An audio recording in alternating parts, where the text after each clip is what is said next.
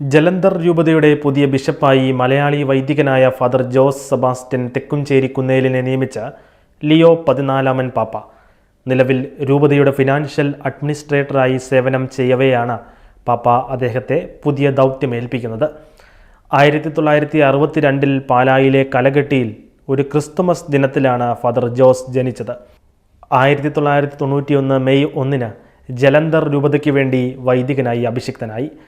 1978 തൃശ്ശൂരിലെ മൈനർ സെമിനാരിയിൽ പൗരോഹിത്യ പഠനം ആരംഭിച്ചു.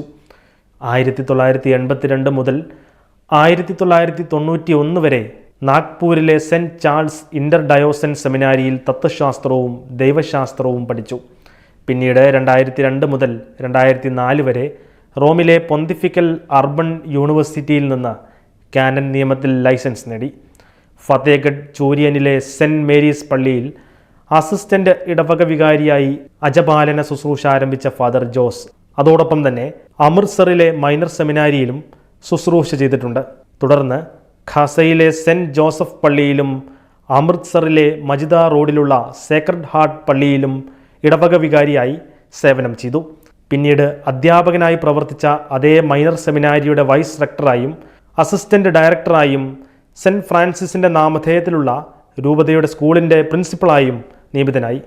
2007 മുതൽ 2020 വരെ രൂപതയുടെ ചാൻസലറും ജുഡീഷ്യൽ വികാരിയുമായിരുന്നു. ജലന്ധറിലെ ഹോളി ട്രിനിറ്റി റീജിയണൽ മേജർ സെമിനാരിയിലെ അധ്യാപകനായും ദൈവശാസ്ത്ര വിഭാഗം മേധാവിയായും ഗവേണിംഗ് കൗൺസിൽ അംഗമായും സേവനം ചെയ്തു. 2020 മുതൽ 2022 വരെ ജലന്ധർ കണ്ടോൺമെൻറ്റിലെ സെൻറ്റ് മേരീസ് കത്തീഡ്രലിൻ്റെ റെക്ടറായും ഇടവക വികാരിയായും ഫാദർ ജോസ് സേവനം ചെയ്തു. 2022 മുതൽ അദ്ദേഹം രൂപതയുടെ ഫിനാൻഷ്യൽ അഡ്മിനിസ്ട്രേറ്ററായും പ്രവർത്തിച്ചിട്ടുണ്ട്.